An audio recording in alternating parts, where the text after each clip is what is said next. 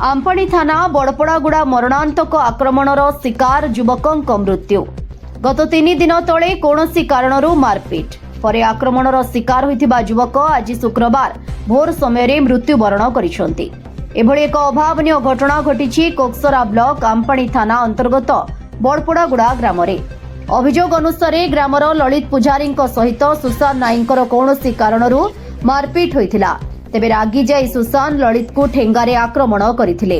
रक्ताक्त अवस्था परिवार लोके ललित को उद्धार करथिबा बेले युवक मृत्यु हेबा घटना साधारण रे आलोड़न सृष्टि करिछि। एने मृत ललितर परिवार लोकंक पक्षरु आंपणी थाना रे हत्या अभियोग होइछि।